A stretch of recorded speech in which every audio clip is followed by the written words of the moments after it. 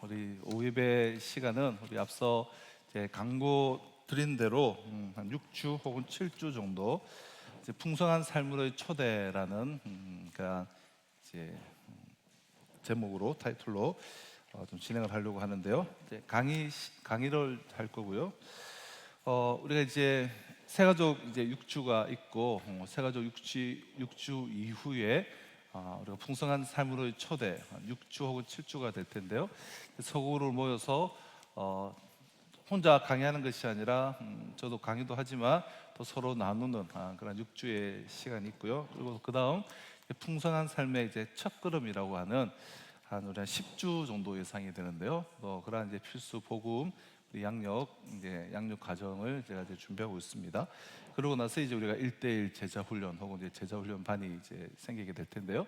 그래서 이제 한 가지 이렇게 구성이 될 때 이제 앞으로는 우리가 좀 중간에 이제 진행이 되기 때문에 과정이기 때문에 꼭 그렇게는 안 되더라도 우리가 이제 뭐 사람 목자님은 물론이고 우리 교회 이제 지도자들, 일꾼들, 교사들은 이 과정을 이제 다 우리 뭐 수료하신 분들 중심으로 그렇게 세워야 되지 않겠습니까? 네, 특히 우리가 중직들은 당연히 이 과정을 우리가 마치신 분들이 이제 세워지게 될 겁니다.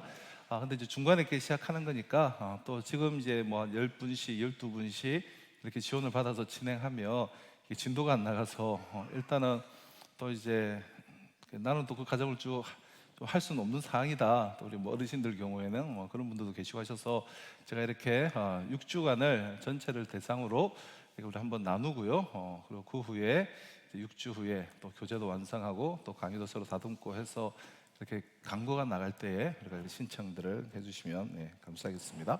우리 차후로 계속해서 광고하도록 하고요. 자, 우리 먼저 풍성한 삶으로 초대 앞으로 한 6번 정도의 강의를 통해서 이 기독교의 가장 기본적인 진리, 또 성경에서 말하는 가장 중요한 요체가 되는 좀 내용들을 좀 함께 우리가 좀 이야기하려고 하는데요. 우리 강의한들 다들 이제 받으셨죠? 글씨가 좀 작아 보일 수도 있지만 이 사이즈가 간략이가 제일 좋아서 이 사이즈로 하는데요. 많은 사람들이 인생을 이제 여행으로 이제 비유를 많이 합니다. 그러니까 인생이란 삶의 의미와 궁극적 진리를 찾아가는 그러한 이제 여정이지 않겠습니까? 삶의 의미에 대해서 질문하지 못할 정도로 내 삶이 무슨 의미가 있는가 질문할 힘도 없다. 그 정도로 우리가 하루하루 힘든 삶을 사시는 분이든 또 반대로 사는 것이 너무 재밌어서 순간순간 찾아오는 그런 질문에 뭐 별 관심이 없는 분들이든 하지만 이 본질적인 질문은 순간순간 찾아오죠. 내 삶의 의미는 무엇인가? 사는 것이 무엇인가? 진짜 어떻게 살아야 되는 것일까? 이런 질문에서 아마도 자유로운 분들은 없을 것이라 생각이 됩니다. 우리 모두는 뭐 적극적으로든 혹은 이제 소극적으로든 삶의 의미를 묻거나 혹은 이제 찾고 있는 구도자의 삶을 살고 있죠. 그래서 우리 인생은 진리를 위해서 예수님께서 약속하신 내가 온 것은 양으로 생명을 얻게 하고 더 풍성히 얻게 하려 합니다. 이 풍성한 삶을 향하여 나아가는 이 여행이다라고 우리가 말할 수가 있는데요. 하나님이 살아 계시다면 또 진짜 그 하나님을 내가 만날 수 있다면 경험할 수 있다면 그 하나님을 알아가는 그런 여정이 바로 우리 인생 여행으로 비유가 되는 우리의 인생의 발자국이 아닌가 싶습니다. 자, 그래서 우리 모든 인간은 이제 어떤 면에서는 이런 삶의 진실한 의미를 찾는 여행을 지금도 저마다 자리는 다르고 위치는 다르겠지만 또 나아간 곳이 다르겠지만 저마다 인생의 참된 의미를 찾는 여행을 지금 다들 하고 계실 것이다. 그렇게 이제 생각이 이제 되는데요. 이런 성도님들에게 이런 여행을 하는 길에 있어서 저는 이제 여행 가이드가 아닌가 그런 생각을 합니다. 저는 개인적으로 이제 군 제대 후에 한 26살쯤 제가 이제 대학을 재수해서 들어가고 또 저만 하더라도 해군을 나왔는데 그때 한 28개월 이렇게 근무할 때니까 3년을 휴학했다가 이제 복학하고 이랬을 때가 26살이었는데요. 저는 이제 26살쯤에 그때 비로소 하나님을 알게 되고 또 하나님을 이제 알게 되기를 이제 본격적으로 시작을 했던 것 같아요. 물론 어릴 적부터 신앙생활을 계속 해왔지만 또 그런 것들이 토대가 되고 뿌리가 되었기 때문에 가능한 일이었겠지만, 그러나 이제 본격적으로 제가 하나님을 알아간 것은 군 제대 후 복학하고 나서 한 26살쯤 시작이 아니었는가 생각되는데요. 그때 20대 중반에 제가 이제 복음을 좀 알게 되고 또 사모하게 되고 깨닫고 경험하고 하나님을 인격적으로 만난 그 출발이 되지 않았는가 개인적으로 싶습니다. 그리고 그때부터 지금까지 한 20여 년을 이제 넘는 기간을 그분과 함께 그분을 따라서 지금 여행을 쭉 해오고 있지 않는가 그렇게 생각이 이제 되는데요. 그렇게 걸어오면서 때로는 그런 여행을 하는 분들의 이제 동반자로 또 인도자로 또 제가 따르미로 이렇게 걸어오고 있는데, 앞으로 우리가 풍성한 삶으로의 초대 6주는 이 기독교의 진리에 대한 아주 이제 기초 과정으로, 그러니까 신앙생활을 처음 시작하시는 분들 입장에서 그분들 기준으로, 그렇다고 해서 이게 내용이 가볍지는 않아요. 그러한 이제 기준으로 세가족 가정 이후에 바로 이어서 신앙의 베이직, 복음의 베이직, 기본. 그러니까 저 혼자 이렇게 오늘 우리가 이번에는 저 혼자 강의하고 끝나겠지만 앞으로 이제 학교가 시작되면 저 혼자 강의하고 끝나는 것이 아니라 이 강의 후에 이제 교재가 이렇게 딱 완성돼서 좀 나오게 될 텐데요. 그러니까 일기부터 이제 모집을 해서 할 때는 제가 강의를 하고 우리가 서로 이제 나누면서 함께 이 삶의 의미에 대해서 이제 강의와 나눔 형태로 그렇게 이제 진행이 될 텐데요. 때로는 이제 토론도 하고 그런 시간들이 되었으면 좋겠다 싶습니다. 자, 먼저 우리가 좀 1번을 들어가 보면, 그동안 제가 이 여행의 그러한 뭐 가이드, 뭐 인도자로 적지 않은, 아니 좀 꽤 많은 이제 분들과 함께 공부하고 또 이야기를 이렇게 나누면서 발견한 것이 있는데요. 그것은 사람들의 출발점, 이 삶의 의미를 찾는 이 여행의 출발점, 즉 진지한 구도의 출발점, 진리를 찾는 구도자를 그렇게 표현하지 않습니까? 이 진지한 구도자로서의 그 출발점이 사람마다 다 다르다는 거예요. 어떻게 시작하는가, 출발점이 다 다르다는 거예요. 그러니까 일반적으로 우리가 기독교에 들어오는 문이 한 3가지 정도의 3개의 문이 있다고 볼 수가 있는데요. 우리 강의한 안에 보면 이제 그림이 있죠. 이 그림이 3가지가 있는데, 이 그림처럼 이렇게 표현할 수 있습니다. 이 원을 3개를 이렇게 겹쳐서 맞물려서 이제 그려놓은 것은, 이 문들은 3가지지만 또 이 3가지가 각각이 또 서로 이렇게 연관되어 있어서 서로 좀 겹치게 이렇게 표현되어져 있는데요. 첫 번째로, 어떤 사람은 태어날 때부터 크리스찬이에요. 소위 말하는 이제 모태신앙인들이죠. 모태신앙. 어머니 뱃속에서부터 그렇게 뭐 교회를 다녔기 때문에 이런 분들은 아주 어릴 때부터 하나님에 대해서 그냥 자연스럽게 들었고, 자신이 뭐 믿고 안 믿고를 그냥 떠나서 진지하게 고민할 겨를도 없이 그냥 문화적인 그런 환경 속에서 크리스찬으로서, 기독교인으로서 그렇게 살아가게 됩니다. 그러니까 태어날 때부터 그냥 자연스럽게 교회에 들어오고 크리스찬이 되어서 하나의 라이프 스타일로, 생활 양식으로, 그러니까 생활의 일부로서 문화적으로 이 중세 기독교인들처럼, 중세 유럽의 사람들처럼 기독교를 받아들이게 된 그러한 분들이에요. 자, 두 번째는 또 어떻게 우리가 이 기독교로 들어온 경우가 있습니까? 어떤 분들은 인생에 있어서 어떤 위기나 어떠한 경험들, 특별한 경험을 통해서 이 기독교에 대해서, 하나님에 대해서 알아가기 시작하는 분들이 있어요. 장성하고 나서, 혹은 학생 때, 혹은 뭐 한참 중년 때. 자, 이분들은 세상에서의 실패 혹은 어려운 관계, 뭐 그것이 부부 관계든 자녀와의 관계든 혹은 이제 건강 악화 뭐 이런 이유들로 하나님을 이제 찾게 됩니다. 이때 이들의 삶 속에서 자신의 한계를 내가 경험을 했다거나 인생의 어떤 고통을 경험을 하고 또 위기에 직면했을 때, 그때 평소에 던지지 않았던 그런 진지한 질문을 던지는 가운데 교회에 오시게 되는 그런 경우가 두 번째 경우라고 할 수 있죠.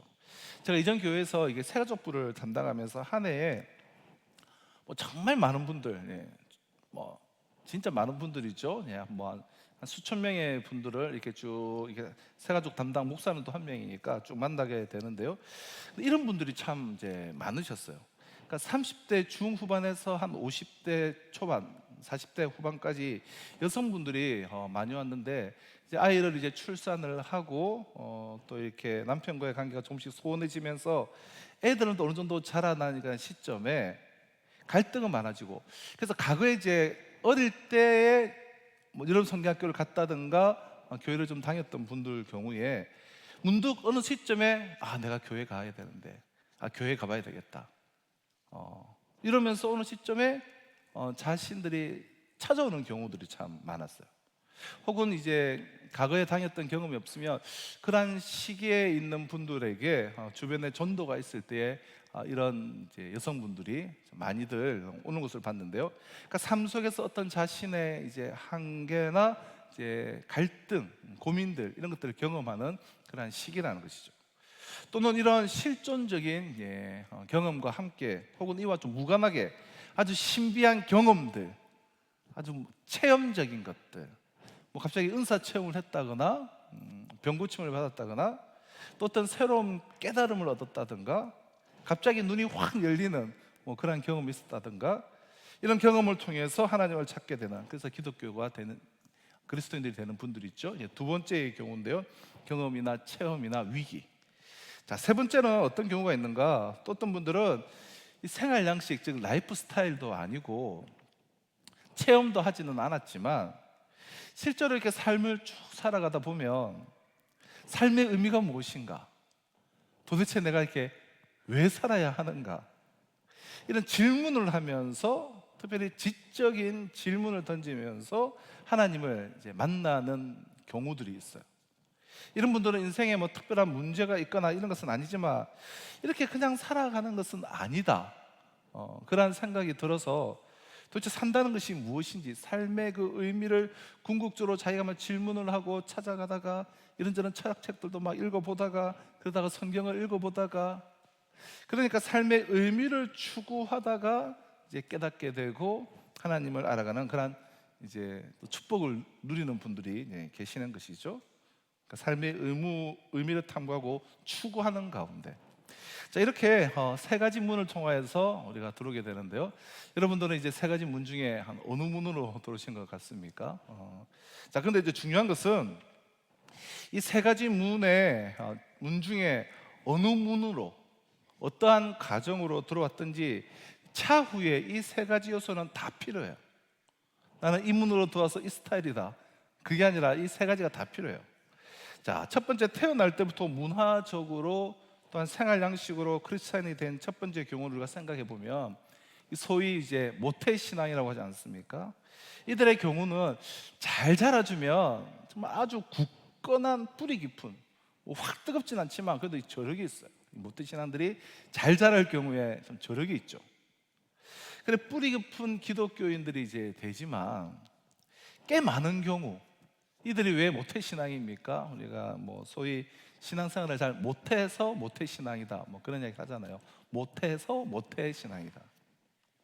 그만큼 이들은 문화적으로만 기독교인이지 그 개인이 어떤 지적으로도 동의를 하지도 않았고 특별한 경험도 없다고 한다면 생활 양식으로 그냥 일찍이 냉랭한 하나의 지식으로 받아들여져 버렸기 때문에 막 질문을 하면서 삶의 의미를 막 추구하고 그러지도 않아요. 그래서 이런 이들은 대부분 고등학교 졸업할 때쯤이면 다 교회를 떠나게 되죠. 왜냐하면 기독교가 자신의 삶에 대해서 어떠한 의미도 주지 않기 때문에. 그래서 어릴 때부터 주입된, 세뇌된 어떤 문화일 뿐이기 때문에 고등학교를 졸업하면서 같이 기독교도 졸업을 해버리는 겁니다. 요즘에 애들이 또 조숙해서 중학교만 되어도 막 졸업할 준비를 하는 경우도 있고, 요즘에는 이제 초등학교 고학년만 딱 좀 되어도 이제 뭐 안 가겠다 하면서, 그죠? 막 엄마하고 막 논쟁도 하고 하나님이 살아 계시냐 이러면서 교회를 떠나버리고 기독교라고 하는 것에서 이렇게 떠나버리게 되는 그런 일이 있죠. 그래서 이런 사람들은 반드시 이 기독교라고 하는 진리가 이 자신의 삶의 의미를 준다라는 것을 깨달아야 할 뿐만 아니라 그것이 또 삶의 체험으로 나타나야 돼요. 그래서 우리가 뭐 이렇게 그로잉이라든지 이러한 사역들, 아이들에게 그런 체험도 경험하고 또 삶의 의미로 또 깨닫게 하는 이런 것들. 그래서 이러한 선순환의 이제 과정이 필요하다는 거예요. 그래서 라이프 스타일로, 즉 삶의 방식으로, 그저 모태 신앙으로 하나님을 알았다 할지라도 나머지 과정이 반드시 이제 필요한 것이죠. 자, 두 번째, 이제 특별한 경험, 체험, 위기를 통해서 우리가 들어오신 분들도 우리가 생각을 한번 해보면, 체험은 아주 특별한 것이지만 그 체험은 오래가지 않아요. 반짝 뜨거웠다가 금세 식어버려요. 기적을 경험한 분들, 우리 제가 지역을 모르겠는데 저 가면 무슨 꿈의 교회라고 있어요. 그 목사님이 이렇게 막 치유 사역을 하시는 분인데 병도 많이 고치셨대요. 그런데 신기하니 마치 병 고치면 다들 뭐 그렇게 처음에는 와 그렇게 하다가 너무 신기하니 마치 교회 빨리 안 나오는 거 보면 너무 신기하다. 오늘 그 이야기를 하면서 본인의 치유 사역에 대해서 이제 회의가 된다, 뭐 그런 이야기를 하시던데요. 그럼 체험은 특별한 것이지만 그 경험은 그렇게 오래 가지를 않습니다. 어떤 경험을 통해서 들어왔다고 할지라도 이 경험은 오래 가지 못해요. 위기 가운데 들어왔다면 이 위기가 지나가고 해결이 되면 떠나버리게 돼요. 이런 분들은 하나님을 찾고 매우 특별한 체험을 통해서 많은 경험을 했다고 해도 그 내용을 정말 지적으로도 이해하고 또 공부를 통하여서, 말씀을 통하여서 답도 얻어져야 하고, 뿐만 아니라 그것이 자신의 삶으로 또 일상으로 그 자체가 되는 과정이 이분들에게는 필요하죠. 맞아, 세 번째로 마찬가지죠. 지적으로 추구를 통해서, 탐구를 통해서 진리를 깨닫는 이 세 번째 경우라고 하더라도 거기에 체험이 더해지지 않고 삶의 양식이 변화가 되지 않으면, 소위 머리만 커진 기독교인들, 비판은 잘하죠. 판단은 잘하는데 그 마음은 냉랭하고 가슴은 차갑게 식어있는데 머리만 커진 그리스도인들, 체험 없이 지적인 것만을 추구하면 이 냉랭해지기가 참 쉽습니다. 신앙의 이 생활 양식이 이렇게 바뀌지 않으면, 변화되지 않으면 이 뿌리를 내릴 수가 없죠. 그래서 정말 삶의 양식으로 우리가 뭐 주일 성수라든가 11조 생활이라든가 이런 것도 어릴 적부터 그냥 자연스럽게 하는 교육이 사실은 또 되게 중요해요. 그러니까 중간에 체험으로 이런 지적으로 들어오신 분들은 그게 좀 잘 안 돼요. 11조 드리기가 너무 힘들죠. 갑자기 이거 10분의 1, 야, 말이 안 되는 거잖아요. 근데 쭉 어릴 때부터 일상적으로 더했던 분들은 너무 당연한 거고 그게 자연스러운데 쉽지 않을 경우가 있어요. 그래서 이 생활 양식 또한 변화가 되지 않으면 뿌리를 내리기 어렵죠.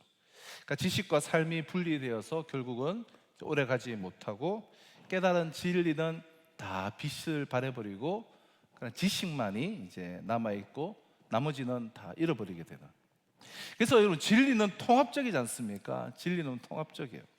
그러므로 어느 쪽 문으로 어떻게 내가 들어왔든지 중요한 것은 우리가 세월이 지나면서 이 모든 것이 한 부분 한 부분이 다 심화가 되어지고 통합이 되어야 되고 통섭이 되어야 되고 선순환되는 과정. 우리 그림을 한번 다시 한번 보실까요? 그래서 생활 양식으로 들어왔다 하더라도 이 체험과 경험과 탐구가 있어야 되고, 경험과 체험으로 들어와도 생활 양식과 이 탐구가 있어야 되고, 탐구로 왔다 하더라도 또 이러한 체험과 생활 양식이 이렇게 있어야 되는 이런 선순환의 과정들을 이제 겪게 될 때 우리의 여행은 정말 의미가 있고 가치가 있는 그러한 이제 의미가 여행이 되지 않을까 싶습니다. 근데 사실 여러분들과 짧은 이 6번의 혹은 7번의 강의를 나누는 동안에 이 모든 것들을 다 다룰 수는 없고요. 사실 이 여정의 이 강의에서 이 정은 강의에서 끝나지 않고 이제 계속 돼야 되지 않겠습니까? 그래서 우리가 좀 더 심화되는 이제 과정들이 뒤에 있는 것인데요. 특별히 생활 양식과 관련된 부분은 6번, 7번, 6주, 7주가 아니라 60년, 70년 이 생활 양식은 쭉 지속돼야 되는 것이죠. 매일의 내 삶의 현장에서. 또 체험이라는 것도 사람들마다 다 다르고 체험하는 방식들도 다 달라요. 인간의 체험이란 또 인위적으로 조작할 수 있는 위험이 있기 때문에, 또한 억지로 조작적으로 체험을 만들어내는 것은 또 바람직하지 못하죠. 우리 과거 성령 운동 이제 하시는 분들이 체험을 강조하면서 그냥 인위적으로 그냥 억지로 막 체험을 만들어내면서, 그래서 따라해라, 할렐루야 방언들 따라해라, 랄랄랄라 방언 따라해라 해서 꼭 체험을 해야 된다. 뭐 기도를 해서 뭐 교회들마다 결국은 뭐 건강하지 못한 방향으로 흘러가가지고 요즘에 뭐 그러는 교회들이 어디에 있겠습니까? 그렇게 시대에 뒤떨어진 교회는 요즘에 뭐 없죠. 그래서 사실 앞으로 여러분들과 같이 나눌 이 강의에서는 우리가 생활 양식은 각자가 이제 평생 가져가야 되는 부분이고, 체험은 우리가 정말 건강한 체험을 해야 되기 때문에 우리가 이제 앞으로 나눌 이 강의에서는 세 번째, 삶의 의미를 추구하는 일, 이 탐구하는 일, 이것에 우리가 보다 좀 집중하는 이제 방식으로 가야지 우리에게 유익하지 않을까 싶습니다. 그럼 삶의 의미에 대한 우리가 답이 딱 정리가 되면 자신이 겪고 있는 여러 문제에 대해 우리가 답을 얻게 되고, 또 그것이 자연스레 이게 또 체험으로 이렇게 연결이 되는 것이죠. 또 그렇게 깨달은 진리를 마음으로 받아들이면서 살면 시간이 우리가 지나면서 자신이 얻은 해답이 인격이 되고 또 삶의 양식으로 심화가 되지 않을까, 그렇게 이제 생각이 됩니다. 자, 그래서 이미 우리 중에 대부분의 기독교 복음 안에 또 교회 안에 들어와 있는 우리 대부분의 분들은 먼저는 삶의 의미를 우리가 추구하는 이 일에 보다 집중해 주시면 이제 좋겠다 싶습니다. 자, 그래서 여러분 각자가 이제 어디로 들어오셨는지 잘 모르겠습니다. 한 분 한 분 이렇게 나는 어느 문을 통해서 들어왔는가 나눠보면 참 이제 재미가 있는데요. 뭐 이렇게 사람방 안에서 한번 나눠보시든, 다음에 우리가 이제 개강하면 그때 나누도록 하고요. 또 지금 이제 어디쯤에 계시는지 이 세 가지의 선순환이 어느 쯤인지도 우리가 잘 모르겠지만 각자가 이제 우리가 진단을 한번 잘 내려보시면서 여러분들 각자의 여행을 우리가 함께 잘 떠나시면 좋겠다 싶고요. 자, 우리 2번 3번이죠. 기독교 진입의 이제 장애물들. 그래서 이제 인생의 의미를 찾는 여행을 본격적으로 시작해야 하는데, 근데 이 여행 전체를 바라볼 때에 참으로 안타까운 사실이 있어요. 어떻게 보면 통탄할 만한 좀 그러한 일이 있어요. 그래서 이 여행을 제대로 시작도 하지 못하게 하는 장애물들이 있다는 거예요. 누군가 시작하려고 하는데 그 시작하지 못하게 막아버리는 이 장애물들. 그럼 진리라는 것은 이제 심오하지만 매우 단순해서 참 우리를 인생의 새로운 출발점에 설 수 있게 해주는 그런 진리들이 분명히 있는데, 또 그 진리 가운데 거하려는 구도자들, 갈망하는 사람들이 있는데, 이 핵심 진리의 사람들을 때로는 우리가, 교회가 그들이 다가가지 못하도록 가로막는 한 장애물의 역할을 하고, 그런 장애물들이 곳곳에 있다는 거예요. 자, 이 장애물들은 정말 많은 이들로 하여금 진리의 내용을 정말 고민해보고 진실하게 반응할 수 있는 기회를 원천적으로 앗아가 버릴 때가 많아요. 그래서 하나님을 만나고 진리를 찾길 원하는 많은 사람들에게 하나님과 진실한 관계를 맺지 못하도록 만드는 이 장애물들을 우리가 먼저 좀 일가에서 다루어야 하기 때문에 제가 이 일가에서 이 장애물들을 한번 생각을 해보면, 그러니까 기독교 진입의 장애물들인데요. 사람들이 자주 만나는 장애물, 여러분들도 겪을 수 있었고 어떻게 보면 이제는 내가 그 장애물이 될 수도 있어요. 그래서 우리가 내가 이 편에도 서고 저 편에도 서는 게 좋은데요, 이 강의를 듣는 동안. 자, 사람들이 자주 만나는 장애물 세 가지는 이렇게 요약할 수 있습니다. 첫째, 이 장애물은 교회와 우리 그리스도인들이 만들어 놓은 장애물이에요. 쉽게 말해서 내가 장애물이라는 거예요. 자, 이 장애물이 가장 슬프고 안타까운 장애물이라고 저는 생각하는데요. 자, 이 장애물 자체도 여러 모양, 한 세 가지 모양으로 나타나게 되는데요. 제가 강의에는 적지 않았지만, 자, 첫째, 언행일치가 되지 않는 기독교인들의 모습, 즉 위선이 있습니다. 위선이라는 장애물. 자, 인간이라면 누구에게나 어느 정도의 위선은 다 있죠. 하지만 기독교인들이 이제 말하고 우리가 전하고 우리가 믿는 그 내용이 워낙 고상하다 보니 그 위선의 폭은 더 커지게 되죠. 우리가 불교라든가 뭐 다른 것보다 우리가 말하고 우리가 전하는 이 복음이 훨씬 더 고상하다 보니 조금이라도 우리가 좀 맞지 않으면, 삶이 뒤따르지 않으면 위선의 폭이 그들보다 훨씬 커요, 우리가. 그래서 우리가 더 이렇게 욕을 먹고 그런 경우들이 있는데요. 우리 그리스도인들이 말하는 것과 행동하는 것이 다른 것을 보면서 그리스도인들의 언행에 일치가 되지 않는 그런 부분을 보면서 그런 종교라면 아예 기독교는 의미가 없는 것이다라고 그냥 여겨버리는 것이죠. 그래서 이제 딱 방해가 되는 것이죠. 그러니까 예수쟁이들 말하고 행동하고 달라 하면서 아예 장애가 되는 것이죠, 그 사람들에게. 자, 또 하나의 모습은 어떤 모습이냐면 기독교인들이 이 심오하고 깊이가 있는 이 품격이 있는 이 복음을, 이 기독교를 우리가 겉모습으로만 혹은 일부분만 이해한다거나 아주 피상적으로 이해하거나 얇게 부분적으로 이해를 하기 때문에 우리 안에서 왜곡이 일어나게 돼요. 더 나아가서 그 내용에다가 자신의 욕망을 투영을 시켜요. 내 욕망을 담아내요. 그래서 자신이 원하는 부분만 받아들여서 이 복음이 진리가 내 안에서 일종의 왜곡이 있다 일어나게 됩니다. 그래서 이 왜곡된 것을 가지고 믿지 않는 분들은 이 왜곡된 걸 보는 거잖아요. 진리를 보는 것이 아니라. 그래서 하나님을 알지 못하는 사람들은 기독교인들의 그 왜곡되어진 말과 행동을 보고 들으면서 저게 기독교라면 무슨 의미가 있냐, 저런 종교가 무슨 의미가 있는가. 그래서 그 진위 자체를 의심할 뿐만 아니라 오히려 혐오하기도 하죠. 혐오. 요즘에 이거 혐오의 시대지 않습니까? 네. 요즘 언론상에도 뭐 여러 가지 또 뭐 보는 분의 판단이 다 다르겠지만 어떤 목사님을 통해서 어쨌든 간에 믿지 않는 수많은 사람들, 다른 진영에 있는 사람은 혐오감을 느끼고 있어요. 그래서 하나님을 알지 못하는 사람들은 기독교인들의 말과 행동을 듣고 보면서 그 왜곡되어진 그 모습을 보면서 저게 기독교라면 의미가 없다라는 거야. 그리고 혐오감까지 느낀다는 거야. 쉽게 말해서 기독교인이라고 하는 이들이 진리를 잘못 이해해서 어떤 분들은 그냥 기복주의로만 이해를 해서 어떤 분들은 잘못된 은사주의로만 그냥 이해를 해서 혹은 잘못된 성공 신학으로만 이해하든 내가 왜곡되어지게 받아들인 그 종교를 나를 통하여서 제시가 되어질 때 우리 세상 사람들이 그렇게 품격이 낮고 수준이 낮은 것이 기독교라고 한다면 불교나 무당 쿠판이나 비나이다나 다를 바가 없다면 자신들의 의미가 없죠. 전혀 관심을 갖지 않죠. 애초에 그냥 그 사람들에게는 장애물이 되는 것이죠. 세 번째는 또 어떤 게 있냐면 일부 기독교인들이나 교회가 자신들이 어떤 이제 독점적이고 배타적인 진리를 알고 있다는 그런 태도를 보일 때 문제는 더욱 악화됩니다. 그러니까 심한 경우에는 진리를 마치 자기들이 독점하고 있다는 그런 태도를 보이면서 넘어서서 매우 무례한 모습을 보이기도 하죠. 그래서 우리 아주 이제 진지한 순례자들은 그런 모습을 보면서 좀 고개를 가또 저게 맞나? 저게 진짜 저런 모습으로 나타나나?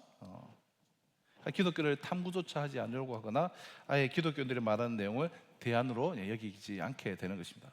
자, 사실 이 세 가지, 그러니까 언행 일치가 되지 않는 그 위선의 모습, 또 일종의 왜곡이 되어진 모습, 그리고 배타적이고 매우 독점적인 모습, 이 세 가지, 이 부분이 굉장히 참 고통스러운 부분이죠.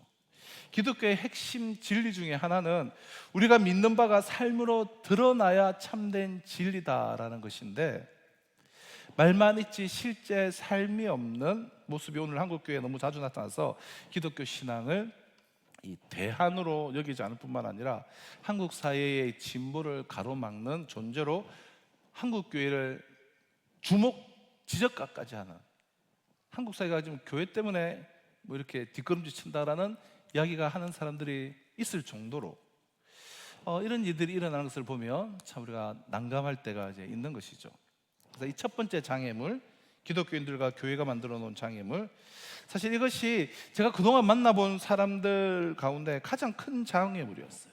사실 이 첫 번째를 말하는 분들이 많죠.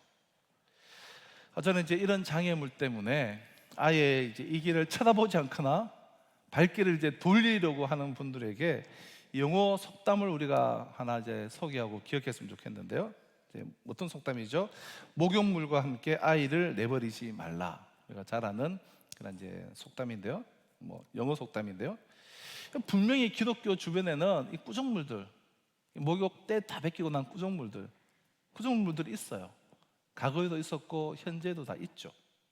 근데 이런 구정물 가운데 그 안에 기독교의 핵심 진리가 있다는 거예요. 이 목욕하는 아주 순결한 아이가 있는 것처럼 너무나 귀한 진리가 있는데 주변에 있는 이 구정물 때문에 이것을 보지 못하는 것은 정말 가슴 아픈 일이 아닐 수가 없죠. 구정물 버리면서 그 안에 있는 아기까지 버리게 됩니다. 제가 이러한 순례자들에게, 구도자들에게 사과를 할 수 있는 위치에 있지는 않지만 반성은 우리 모두가 또 해야 되기 때문에 우리가 기독교인의 한 사람으로서 이러한 구정물을 만들어낸 저와 또 우리 교회, 또 한국 교회, 또 부족했던 기독교 역사의 일부분에 우리는 이제 사과를 할 수밖에 없는 것이죠. 물론 이것이 기독교 이제 전체의 문제라기보다는 좀 과장된 측면이 좀 너무 많다고 한다 할지라도 그래도 구정물이 또 존재하는 것은 또 사실이지 않습니까? 그래서 이 구정물은 진리 자체에서 이제 온 것이 아니라 그것을 받아들여 자신의 이익을 위해서 좀 왜곡하고 악용하고 오용한 사람들로 위한 것이었지만 이런 구정물에도 우리가 불구하고 그 속에는 아주 건강하고 너무나 아름다운 그 진리가 과거뿐 아니라 오늘날도 여전히 건재하고 있음을 기억을 해야 한다는 거예요. 또 이 진리대로 살기 위해서 애쓰는 사람들과 공동체가 지금도 적지 않아요. 또 둘러보면 사실은 훨씬 더 많죠, 여전히. 그런 안타까운 마음으로 우리가 다시 한번 이렇게 사과를 하면서 권해야 되죠.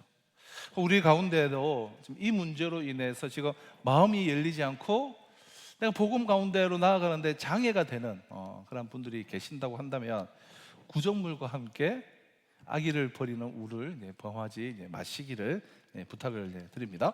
자, 우리 두 번째 기독교 신입의 장애물.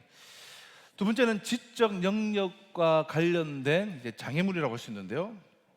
인간의 지성사는 계속해서 발전되고 있어요. 인문학이 얼마나 많이 발전되는 줄 몰라요. 문화 역시 계속해서 새로운 옷을 입으며 발전되고 있어요. 이러한 풍토에서 사람들은 이 진리를 이해하려고 시대마다 다양한 시도들을 해왔고 이러한 수고가 인간의 철학사에 고스란히 묻어있고 문명사와 종교사에 다 농축되어서 축적이 다 되어 있습니다. 특별히 과학이 발전한 이제 요즘에는 과학적 사고를 또 중요하게 여기고 또 이성이 지배하는 합리주의 세계관이 있었을 때는 보다 더 합리적으로 접근하는 이들이 참 많았죠. 자, 그런데 그러니까 세상의 이런 학문이나 요구들은 계속해서 발전하고 변화되는데 기독교는 유일하고 보편적이고 절대 변하지 않는 진리가 있다라는 것을 우리가 전제를 하지 않습니까? 그러므로 우리가 이것을 전제하기 때문에 인생에 대해서 성경이 말하는 진리에 대해서 각 시대에 처한 사람들이 저마다 자신들의 그 시대적 요구, 자신들의 지적인 요구들을 질문을 할 때 우리가 변하지 않는 진리가 있고 완전한 진리가 있지만 그런 모든 시대적 요구에 이 변하지 않는 진리는 다 답을 할 수 있는 진리예요. 저는 이제 그것을 믿어요. 그래서 각 시대에 처한 각 상황에서 사람들이 질문을 하는 것은 당연한 일이고 이런 질문에 기독교인들과 우리 교회는 성실하고 진실하게 답을 해야 합니다. 이성적으로 요구할 때는 얼마든지 우리가 이성적으로, 합리적인 것을 요구할 때는 얼마든지 합리적으로, 과학적으로 요구할 때는 얼마든지 과학적으로. 요즘에 우리 서울대 우종학 교수가 그렇게 욕을 먹고 있던 창조과학에 대해서 이번에 정말 이렇게 제대로 이제 답을 하고 있어서 많은 이들에게 호응을 받고 있지 않습니까? 얼마든지 과학적으로 다 답을 할 수가 있어요. 논증, 논리를 요구할 때는 논증, 논리로. 그런데 이러한 질문들에 적절한 답을 해주고 함께 찾지 않으면서 무조건 믿어라, 그냥 믿어, 이런 말을 하는 것은 지적인 태만이나 아니면 거의 지적인 폭력의 다름이 아닌 것이죠. 기독교인들의 이런 자세 때문에 많은 사람들이 근본 진리에 대해서 고민도 하기 전에 아예 포기해버리는 그런 일들이 이제 있다는 거예요. 예를 들어서 이제 구도자인데 이렇게 무조건 믿어 해서 그냥 포기해서 이런 지적으로 자살해버린 사람이 어떻게 진리와 인생의 의미를 찾을 수가 있겠습니까? 그럼 우리가 모든 것을 이해하고 뭐 다 설명할 수는 없다고 하더라도 사람들은 혹은 이제 나는 이제 나의 인생을 걸어갈 수 있을 정도로 나를 설득하기를 원하는 진리를 찾고 있는 것이잖아요. 예. 우리가 때로는 그 진리에 답해야 될 입장이 있지만 또 나 자신이 그 정말 나의 그 마음을 설득이 되는 그런 진리를 찾고 있는데 인생 여정의 나침판이 될 수 있는 그런 진리를 우리가 이제 찾으려고 한다면 우리의 질문은 언제나 타당해요. 예. 그 질문은 좋은 것이고 끊임없이 질문해야 돼요. 우리는 진실하고 교모하게 이제 질문을 해야 하고 또 저와 같은 이제 목사와 교사들은 또 여기에 대해서 답을 우리가 이제 해야 하는 것이죠. 자, 마지막 세 번째 장애물. 이 세 번째 장애물은 개개인이 겪는 이제 고통과 이제 관련이 있는데요. 우리 인생은 겉으로 보기에는 그냥 다 멀쩡해 보이지만 내면에 얼마나 많은 고통들이 다들 있습니까? 그러니까 자신의 잘못된 선택과 실수가 불러온 고통이나 자신에게 뭐 불가항력적으로 닥친 고통이 있을 때 그 마음속에 이제 이런 생각들을 다 하게 되죠. 어떻게 나에게 이런 고통이 있을 수가 있는가? 하나님이 선하신 하나님이 왜 이렇게 부조리하고 고통스러운 일을 나에게 주었는가? 내가 실수하고 내가 잘못했다고 해도 내가 책임지기엔 너무 무거운 결과 아닌가? 하나님은 사랑이라고 하시면서 왜 이렇게 나를 힘들게 하나? 예를 들어서 막 교회 가자 해서 등록한 지 얼마 안 됐는데 뭐 나의 잘못이었던 나의 실수였던 뭐 어떤 일이든 간에 막 어떤 고난이 온다거나 병에 걸린다거나 어떻게 뭐 재정적인 손해를 본다거나 이렇게 되면 그것들이 실존적인 이제 장애물이 되는 것이죠. 좀 어려운 말로는 실존적 고통의 이제 경험이라고나 할까요? 이런 깊은 고통이 있는 분들이 계세요. 우리 가운데도 그런 분들이 충분히 계시죠. 그래서 그런 실존적인 고통 때문에 아예 신을 외면하고 싶은 그런 마음을 이제 느끼게 되는데요. 그러나 이런 고통은 우리로 하여금 내가 구도자일 경우에 오히려 자신과 인생과 세상을 여러분 정직하게 볼 수 있도록 만들어줘요. 만약 이런 종류의 고통이 없다고 한다면 가장 진지한 고민을 하면서 내가 언제 한번 살아보겠습니까? 그래서 고통은 어쩌면 우리에게 꼭 장애물이라기보다 이 필요악일지도 몰라요. 만약에 이러한 순례자로서 이런 고통 때문에 고민이 되는 분이 있다면 여러분 고통이 만약에 없었다면 지금 내 삶이 어떨까? 지금 이 고통 조금만 여러분 인내하고 참아보시기를 부탁을 이제 드립니다. 그래서 여러분 역사를 통해서 보면 뭐 십자가 예수 그리스도의 십자가는 물론이고 우리가 철학이라든지 뭐 인간의 이런 수많은 업적이 이 고통 때문에 이루어진 것임을 우리가 알 수가 있죠. 고통을 승화시켜 나간 그 인격만이 늘 다른 사람들을 품고 살아가는 것을 보게 돼요. 그럼 주변 사람들 아니 나 자신만 이제 보더라도 고통은 우리를 파괴하기도 하지만 제대로 사용하면 우리를 이제 성숙하게 이렇게 만드는 것이죠. 그리고 뿐만 아니라 실존적 고통은 우리로 하여금 우리 자신과 인생과 세상을 아주 정직하게 볼 수 있게 만들어줍니다. 그래서 실존적 고통은 장애물로 좀 느껴지시는 분들이 계시면 하지만 이 실존적 고통은 우리가 하나님의 진리에 다가가는 일을 방해하는 듯 하지만 디딤돌이 되기도 한다는 것을 우리가 꼭 기억하셨으면 좋겠다 싶습니다. 자, 우리 나눔 질문 이렇게 세 가지 문, 세 가지 장애물을 통해서 당신은 기독교에 들어오는 세 가지 문 중 어느 곳을 통해 들어와 계십니까? 그리고 지금은 어느 가정 중, 이 세계의 선순환 가정 중에 어느 가정 중에 있습니까? 이걸 쭉 한번 다 나눠보시면 참 좋습니다. 그리고 2번, 당신이 하나님을 알아가는 과정을 가로막고 있는 장애물이 있습니까? 만약 그렇다면 그 장애물은 무엇입니까? 이제 앞으로 우리가 신앙생활 새로 출발하고 또 등록하고 새 가족들 또 뭐 신앙생활 이미 하시는 분들도 또 이러한 우리 앞으로 이제 우리 교회 양육과 그런 것들이 가는 방향에 대해서 우리 모두가 또 알아야 하기 때문에 광고가 나오면 빨리빨리들 신청해 주시고요. 그래서 함께 우리 나누는 시간들이 되었으면 좋겠고요. 이제 우리가 1강을 이제 마치면서 우리가 이제 걸어 나갈 이 여행, 이 여정의 전체 이제 모토라고 할까요? 삶의 의미와 궁극적인 진리를 찾고 발견하고 누리는 이 여정 가운데 솔직하게 질문하는 것이 너무나 중요해요. 솔직한 질문을 할 때에 솔직한 답변이 이제 주어지게 돼요. 그러니까 프란시스 세퍼의 말을 우리가 기억했으면 좋겠는데요. 솔직한 질문을 하면 솔직한 답이 주어진다. 우리 모두는 이제 솔직해져야 돼요. 네. 그래서 참으로 진리를 찾는 자의 태도는 이 솔직한 질문을 통해서 솔직한 답을 얻는 그런 가정이 아닐까 싶습니다. 그래서 성경에 대해서, 인생에 대해서, 또 세상에 대해서, 역사에 대해서 함께 질문하면서 성경을 통해서 함께 답을 찾아가면서 이 여행을 함께 하셨으면 좋겠다 싶습니다. 자, 오늘 1강을 우리 마치고 우리 다음 주 우리 2강을 진행하도록 하겠습니다. 우리 좀 강의니까 좀 딱딱하게 끝나니까 우리 찬양하고 하실까요? 예. 자, 특세 때 함께 찬양하고 싶었는데 하지 못했는데, 주 내 맘에 모신 후에 날 주장하시네. 우리 이 찬양 감사함으로 찬양 우리 245번. 주 내 맘에 모신 후에 날 주장하시네. 주께 내 맘 드린 후에 더욱 성길수록 더 귀한 주님. 함께 우리 찬양하도록 하겠습니다. 주 내 맘에 모신 후에 날 주장하시네.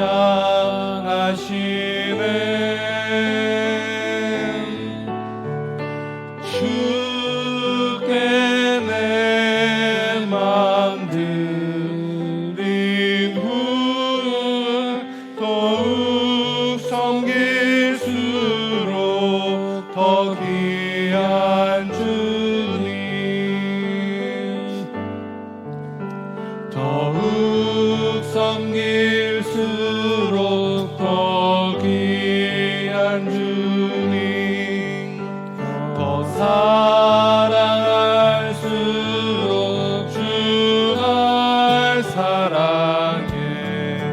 매일 내 맘속에 기쁨 넘치네. 더욱 섬길수록 더 귀한 주님, 더욱 섬길수록 더 귀한 주님, 더욱 섬길수록 더 귀한 주님, 더 사랑할수록 주 날 사랑해. 매일 내 맘속에 기쁨 넘치네. 더욱 섬길수록 더 귀한 주님, 더욱 섬길수록, 더욱 섬길수록 더 귀한 주님. 아멘. 이제 필수 양육은 이렇게 6주간 진행하고 말씀드린 것처럼 이제 하나의 우리가 또 과정으로 세팅이 되어서 그렇게 앞으로 계속 진행하게 될 테고요. 또 그 이어서 또 복음 심화 과정을 또 한 6주 정도로 또 세팅을 또 해서 우리 함께 이렇게 오픈해서 한 후에 그다음에 우리 소그룹으로 돌려서 그렇게 쭉 진행하도록 하겠습니다. 우리 다음 주에 우리 재직회 있습니다. 기억해 주시고요. 우리 MIP 교단 엄마 모임들 우리 신청을 해주시고요. 이번 주 토요일 날 1일 세미나가 진행이 되고요. 그 다음 주에는 좀 전국에서 25년 전 기념 대회에 모든 성도님들 다 동참이 가능하니까 신청하셔서 한번 다녀오시면 또 큰 은혜 시간이 이제 되지 않을까 싶습니다.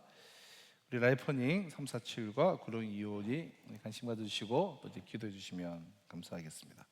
산성가족 체육대회, 그리고 이제 우리 선교팀이 1차로 꾸려졌는데, 제가 금요일에 잠시 언급을 했는데, 우리가 보통 앞으로 선교를 가게 되면 이제 비전 트립이 있고 정말 선교 사역을 하는 그런 성격의 두 개가 있는데요.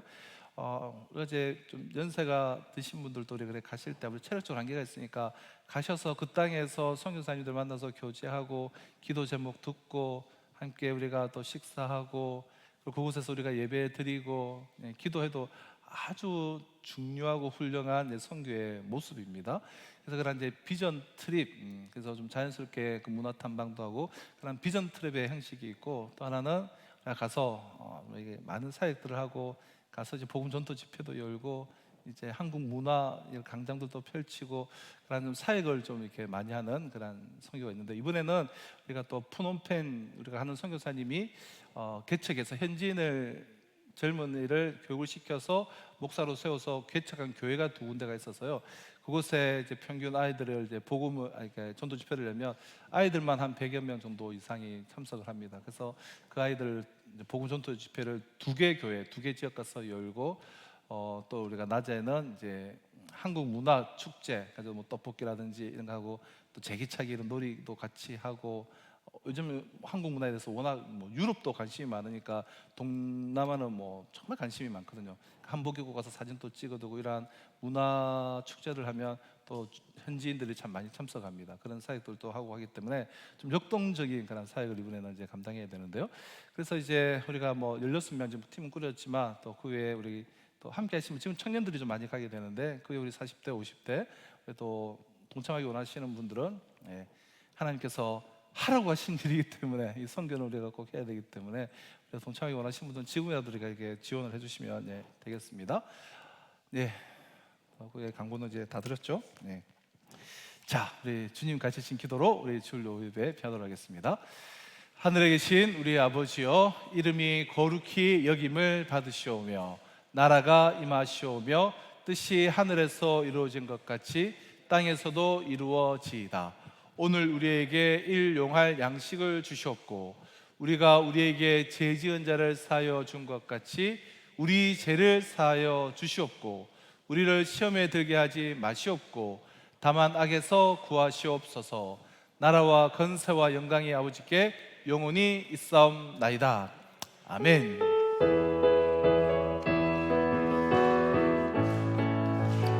오늘 하루하루를 감사하며 살아요, 기뻐하며 살아요. 함께 우리 찬양하도록 하겠습니다. 오늘 하루하루를 기뻐하며 살아요.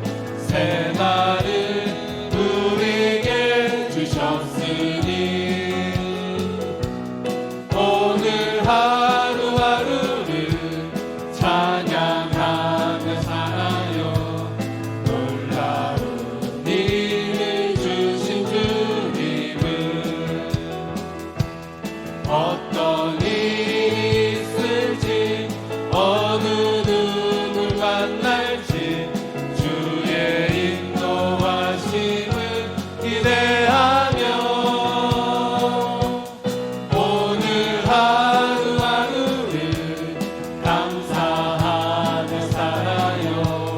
아름다운 삶을 같이 자리에서 일어나서 함께 율동하며 찬양했습니다. 오늘 하루하루를 기뻐하며 살아요. 새날을 우리에게 주셨으니 오늘 하루하루를 찬양하며 살아요.